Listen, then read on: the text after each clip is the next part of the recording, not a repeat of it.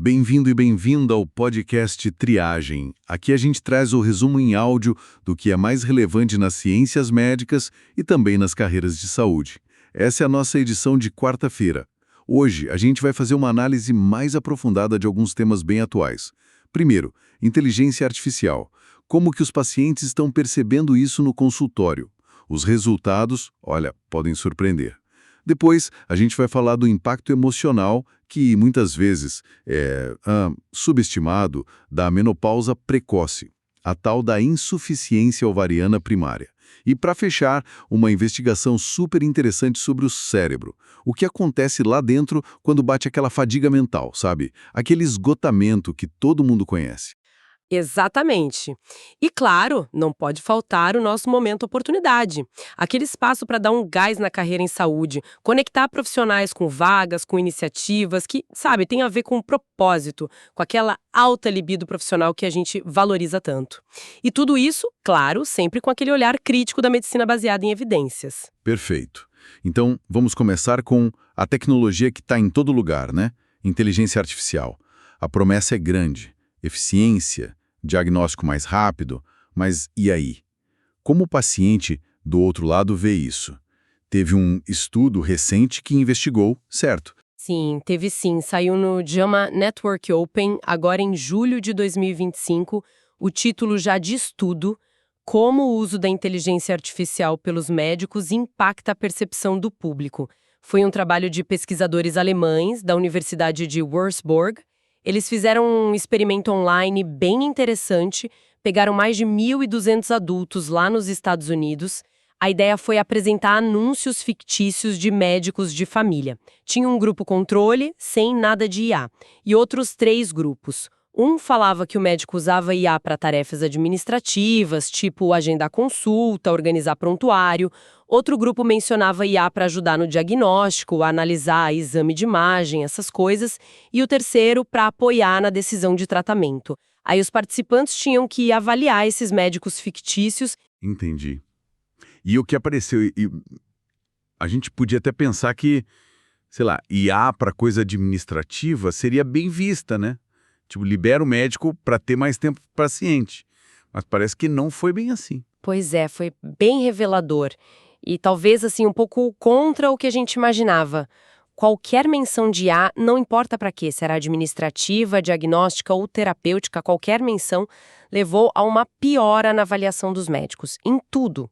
Isso comparando com o grupo que não falava nada de IA, claro. Piorou a percepção de competência, de confiabilidade, de empatia, até a vontade da pessoa de marcar uma consulta com aquele médico caiu. Para ter uma ideia, eles usaram uma escala de 1 a 5. A empatia, por exemplo, caiu de 4,0 no controle para 3,72 no grupo da IA para tratamento. E a disposição para agendar consulta, que é algo bem prático, né? Caiu de 3,61 no controle para mais ou menos 3,15 nos grupos de IA, para diagnóstico ou tratamento. Mesmo sendo, tipo, décimos na escala, isso pode fazer uma diferença grande na prática, né? Quer dizer que só de saber que tem IA ali, mesmo que seja nos bastidores, já pode criar uma barreira de confiança inicial. O que você acha que explica essa reação mais negativa? Ótima pergunta. Os autores do estudo levantam algumas hipóteses, bem importantes. Uma delas é justamente esse medo da desumanização do cuidado, sabe? A sensação de que a tecnologia vai diminuir o contato humano, a atenção. Outra coisa é a preocupação com a autonomia, tanto do médico quanto do paciente. Aquele receio de que a decisão fique muito na mão do algoritmo, sem o peso do julgamento clínico, dos valores da pessoa. E, claro, tem sempre a questão da privacidade e segurança dos dados. Faz todo sentido.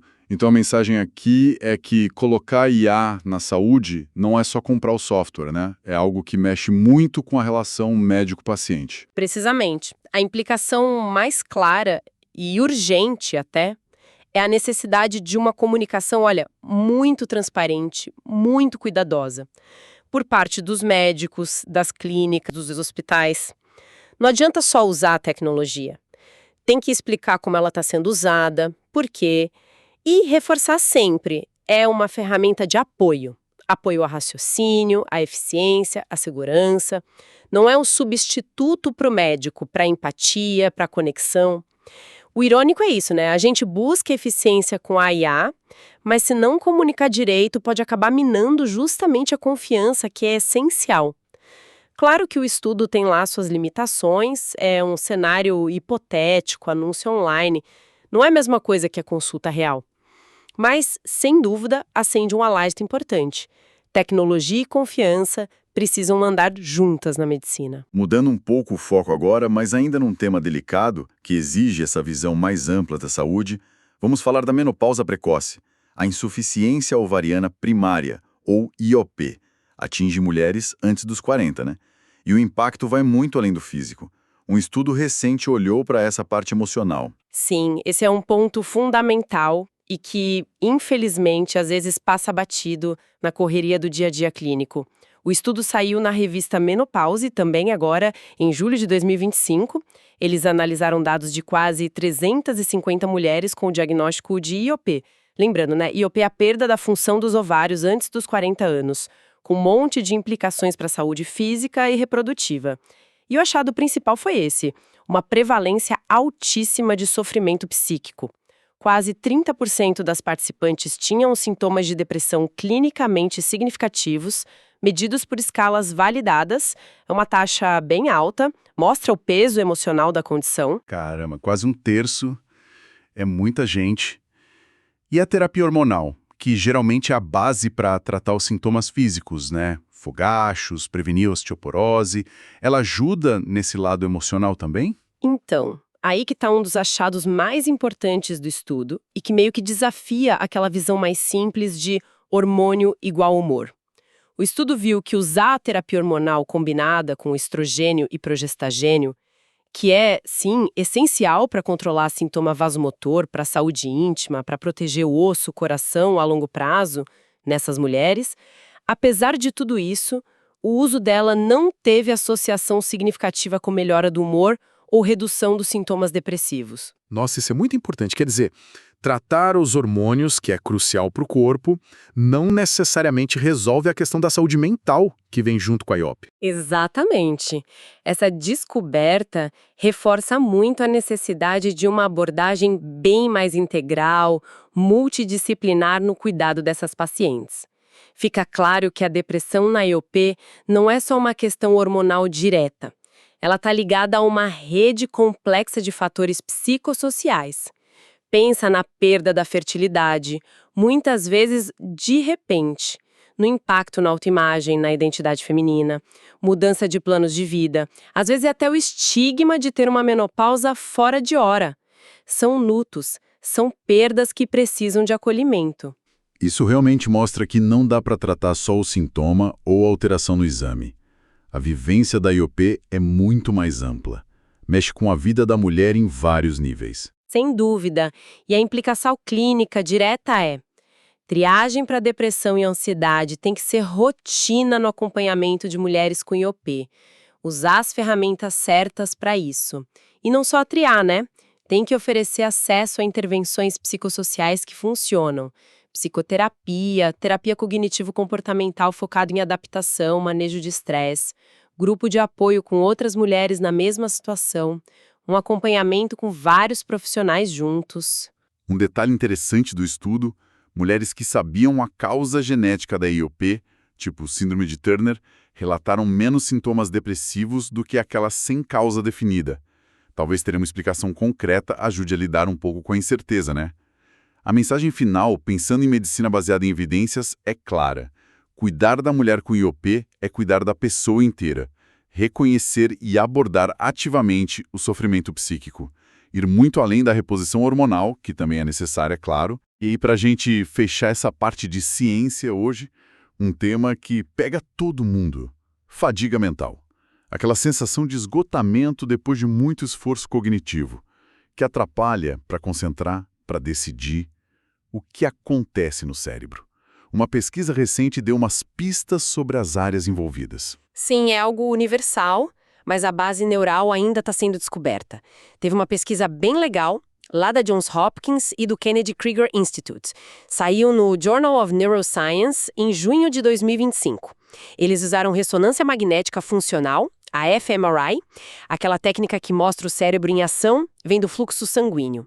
Observaram voluntários saudáveis fazendo tarefas de memória de trabalho que iam ficando cada vez mais difíceis, para induzir mesmo o cansaço mental. E aí?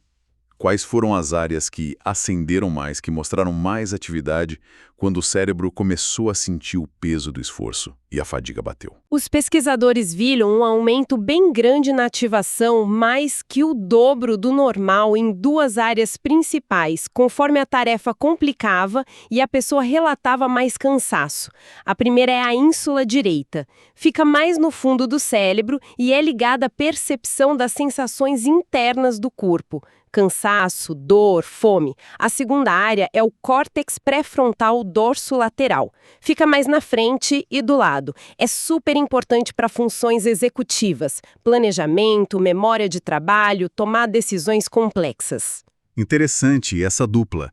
Uma área que sente o custo do esforço, a ínsula, e outra que controla e decide se vale a pena continuar, o córtex pré-frontal. É quase como se o cérebro ficasse fazendo uma conta. Tô cansado, mas a recompensa vale a pena ou não? Exatamente essa é a ideia dos pesquisadores. Eles sugerem que essas duas áreas trabalham juntas como um centro regulador de esforço. A ínsula manda o sinal do custo, do quão desagradável está sendo a tarefa mental, e o córtex pré-frontal avalia a importância, a recompensa de continuar. No estudo, eles davam um dinheirinho para motivar. A interação entre elas decide se a gente continua se esforçando ou se chuta o balde. Essa compreensão da neurobiologia, imagino que ajude a entender o esgotamento em outras situações, além do cansaço do dia a dia, talvez em algumas condições clínicas. Com certeza. Ajuda a dar uma base biológica para entender por que em quadros como depressão, ansiedade crônica, síndrome da fadiga crônica, estresse pós-traumático, porque nesses casos a fadiga cognitiva é tão forte, a dificuldade de concentrar, a sensação de esgotamento. Pode ser que nesses quadros haja uma desregulação nesse centro regulador. Talvez a pessoa sinta o custo do esforço de forma exagerada, uma ínsula mais sensível, ou tenha dificuldade de ativar os recursos para continuar, um pré-frontal que não funciona tão bem. Isso abre caminhos. Primeiro, para tentar medir essa fadiga de forma mais objetiva, não só pelo relato da pessoa, talvez com exames de imagem no futuro. Segundo, para testar intervenções, seja terapia com o TCC para manejar energia ou medicamentos, coisas que possam modular essas redes cerebrais e melhorar a capacidade de aguentar o esforço mental. É um passo para entender melhor e talvez tratar um sintoma tão comum, mas ainda meio misterioso biologicamente. Muito fascinante mesmo, ver a neurociência desvendando essas experiências tão humanas. Bom, agora vamos mudar um pouquinho o foco, mas mantendo essa energia de descoberta, de crescimento. Vamos falar de carreira, de encontrar ou reencontrar aquela paixão pela profissão. É o momento oportunidade com a Talent Match. Isso mesmo. A Talent Match, que é a nossa parceira aqui no Triagem, é a consultoria de recrutamento e, principalmente, de reposicionamento de carreira do Grupo Academia Médica. A missão deles é justamente essa, olhar além do currículo. É conectar médicos, enfermeiros, gestores, outros profissionais de saúde com oportunidades, inclusive cargos de liderança, executivos, que realmente conversem com os valores, com o propósito de cada um, que acendam aquela tal alta libido profissional. Ajudar a achar o lugar onde o talento encontra o significado. Legal. E nesta edição tem algumas oportunidades que podem ser interessantes para quem está ouvindo. Por exemplo, para quem é da gastroclínica, tem vagas abertas em São Paulo, em vários bairros da capital. A proposta fala em faturamento médio de uns R$ 160 por hora, mais produtividade em procedimentos, agenda flexível, módulos de 4 ou 5 horas e um ponto interessante, tem muita demanda reprimida lá, então tem potencial para crescer. Tem também para dermato e para oftalmo, em São Paulo. Condições parecidas de remuneração e flexibilidade. Para essas, o faturamento médio garantido só com consulta é de R$ 180 por hora, fora a produtividade dos procedimentos de cada área. E um diferencial legal dessas vagas é que o contato é direto com a liderança da clínica. Isso facilita alinhar tudo, negociar. Ótimo. E para quem está sempre buscando se aprimorar, que é o que alimenta a nossa libido profissional, né? Vale muito a pena dar uma olhada no PROGEB. É o Programa de Educação para Médico Generalista do Brasil, da AMB, a Associação Médica Brasileira. É um curso EAD super completo, são 90 horas de videoaulas com professores top, indicados pelas sociedades de especialidade, e tem webinars todo mês, ao vivo, para discutir casos. Fica bem interativo. E o melhor de tudo, o PROGEB é de graça para médico associado da AMB, que está em dia, para médico residente de qualquer especialidade e para estudante de medicina do 5º e 6º ano. Olha, uma oportunidade fantástica para fortalecer a base clínica, se atualizar e manter acesa essa chama do aprendizado que é vital para a gente. Excelente dica mesmo. Então, quem se interessou por essas vagas de gastro, dermato, oftalmo ou quer saber mais do PROGEB, é só olhar os links. Estão todos na descrição deste áudio, bem detalhado. E assim a gente vai chegando ao fim de mais essa análise, sempre buscando focar no que realmente importa na ciência e na carreira médica e reforçando a nossa missão aqui no Grupo Academia Médica ser essa ponte, sabe? Conectar o que as instituições de saúde não conectam, seja conhecimento, oportunidade e pessoas. A gente agradece demais a companhia de quem nos ouviu nessa jornada. Esperamos de verdade que as conversas de hoje sobre IA, sobre o cuidado integral na IOP, sobre os mecanismos da fadiga mental, que tudo isso tenha trazido novas ideias, insights para a prática de cada um. Ah, e não deixem de acompanhar a newsletter Triagem para receber essas análises direto no e-mail e sigam o Grupo Academia Médica nas redes sociais. É fácil achar, @Academia Médica. E fiquem ligados também em outros conteúdos e iniciativas com apoio da Talent Match, sempre com esse foco em desenvolvimento de carreira, liderança com propósito, realização profissional na saúde. Para fechar, fica uma reflexão.